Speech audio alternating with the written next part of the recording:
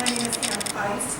I met Karl just about 10 years ago. I had the honor of working with him here at the Minnesota chapter of Officer Christian Fellowship. So that Karl put his heart and soul into everything he did, I think, as all of us have many, many examples of that. And OCF was just one additional place where Karl did ministry to everybody he touched and talked to and ever met. And I had the honor of being one of those people that he gave time to, gave his love to, gave his attention to, his gentle guiding, his gentle prodding, has made me a better person, has allowed me in my walk to be more proud, to be more present with Jesus, and I will always be thankful to Karl for that. You know, as a part of OCF, he gave a lot of his time and energy to OCF. We did quarterly fellowship lunches. We did an annual awards banquet, which I don't know if anybody's ever planned a banquet with Karl, but he is very organized and very detail-orientated and keeps his team on task. And one of the things over the last handful of years that Karl really put his time into was the ministry down at the ROTC schools at the U of M and at St. Thomas. He did lunches with the cadets throughout the year. He ministered to them. He really felt that it was important to minister to these young officers and to send them out into active duty with the right frame of mind, with all of the armor of the Lord that he could get into them. And I know that he made a lot of friendships with those young officers, and we were also very, very grateful to him. So Karl is someone that I will deeply miss. I will miss his phone calls, he must have liked Subway, because we didn't have Subway outside. You know, his lunches at Subway with him.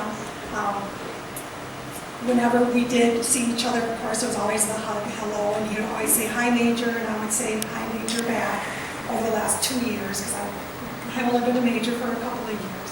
But he will always be in my heart my favorite Major. Thank you. My name is Major Amy Nordquist, and I also had the opportunity to serve with Karl during Officer Christian Fellowship. And it was God's hand, along with Karl, that guided me in writing this. I can't thank Major Ann Feist for inviting me to join and assist with serving on Officer Christian Fellowship. It was her welcoming invitation and God's whispers that truly started an everlasting friendship with Major retired Karl Bakke. I wish I could remember the year when it all started, but that part isn't important today because no matter the time, it would still feel too short. Karl would greet us at every planning meeting, cadet luncheon, or a personal family event with a "Hello dear, how are you?" followed close by with a hug and a smile. He often called Anne and me his adopted daughters. What an honor it was to serve beside such a faithful follower of Christ and leader. He truly lived out the mission of OCF, which is to engage military leaders in biblical fellowship and growth to equip them for Christ-like service at the intersection of faith, family, and profession. Karl's ribbon rack tells an incredible story, but the legacy he leaves behind tells an even better story. I heard a song recently by Mark Schultz titled Live Like You're Loved, that reminded me of how Karl would make everyone feel and inspired others to be. Live like you're loved by the Lord up above. Spread out your wings and never give up, because you can do anything. Be who you're meant to be. Always remember to dream and keep your head up. You're loved by the Lord of the whole universe, loved by the maker of heaven and earth, loved by the Father again and again, loved with a love without end. There is no bigger honor than to be able to lead Major retired Karl Bakke into and out of the sanctuary and to provide honors for his extraordinary military service. We, Anne and I, have been blessed from this day forward to carry Major retired Karl Bakke's rank on our uniform. We will carry this with great pride, and I know when times are challenging, we still have the great memories and a token of his unwavering military service. For those in the military, we all know the acronym OPR, an Officer Performance Report. It highlights an officer's accomplishments over the last year. Major retired Karl Bakke, your final report states, "Well done, good and faithful servant." We love you, Karl, and we will continue to love you all in our hearts.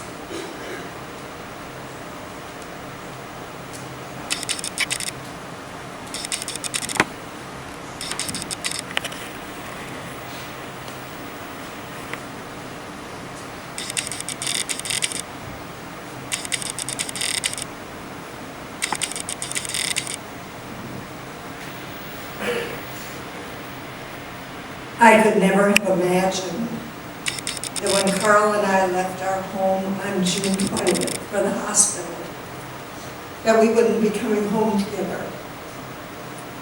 That was the day the MRI showed a mass in Karl's brain.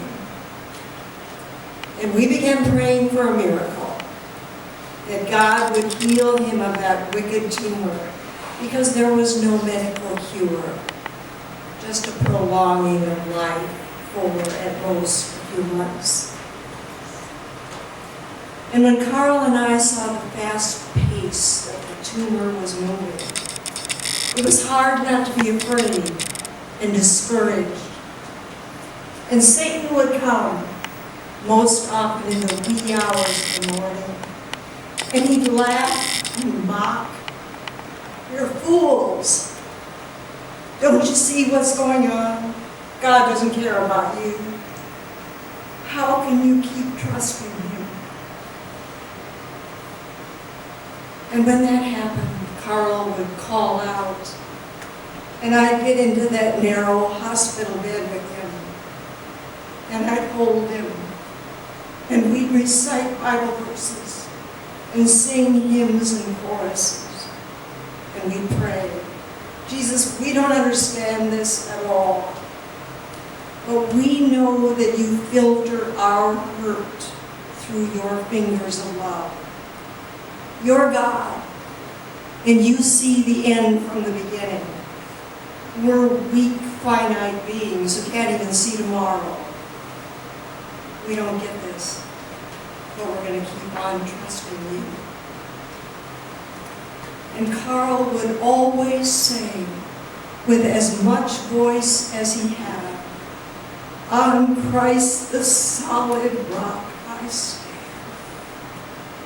On that he never wavered, and God amazingly met us in those dark moments with a fresh infusion of his love and his strength. I've never known a man like Karl Bakke. I'll never forget when I first saw him at Oxford College, so many years ago. He was a striking man, blonde, blue-eyed, tall, and lanky. And from the very first time I met him, I knew God was putting something special in my heart for him.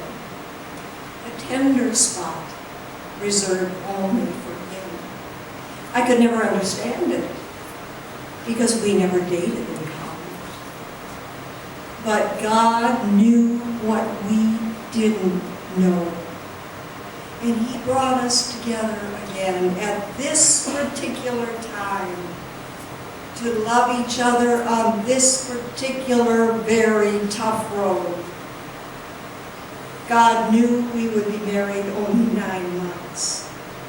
But as Karl told me, we'll have eternity. And then came the day that Karl said, "If God doesn't heal me, then I've got one shot left to tell people who Jesus is." So at my service, we've got to make it clear, Eunice. We've got to make it count. He was right. Because one day, unless Jesus comes again first, our hearts are going to stop beating, and our bodies are going to die, But that is not going to be the end of us, because we were made to live forever. And each of us has a choice about where that will be. If we've given our lives to Jesus, then we're on to something so much better. We're going to see each other again. The Bible is very clear about it, and that is going to be amazing. I can imagine Karl with his arms wide open and that wonderful twinkle in his eyes, saying, "I'm so glad you're here. Let me show you around." One day, Lauren Isley, the famous anthropologist and author, found a pair of sparrowhawks roosting on a dusty rafter of a remote cabin in the mountains. He reached out and he tried to grab the sparrowhawks, but the male hawk set his talons in one of Isley's hands, and that enabled the hawk to fly away together with his mate. Isley put the male hawk in a box for the night. And the next morning he started making a cage for that hawk. But then, on an impulse, he took the hawk out of the box and he gently laid him on the grass. And he then released his grip. And for a moment the hawk was motionless. But then it rose into the blue sky. And then it was that Isley heard the cry. Not from the male hawk, but from something higher up. And then Isley saw her, the hawk's mate, coming straight out of the sun's eye, where she must have been soaring for hours. And the two hawks met, and Isley said their ecstatic cries rang from mountain peak to mountain peak. None of us knows how soon our reunion with Karl or other loved ones is going to happen. Maybe years, it may be months, or as with Karl, it may be just days. But when we know Jesus, when we come to that doorway marked death, on the other side of that doorway is incredible life. And Jesus will take our hands into his strong ones, and he'll lead us through, just as he did for Karl, and we'll see him, just as Karl did. Can you imagine? On July 18th, at 1 o'clock in the afternoon, Karl saw Jesus face to face. The one who died on the cross for him, so all his sins were forgiven. The one who rose again for him, who conquered death for him. The one who says, "Don't be afraid.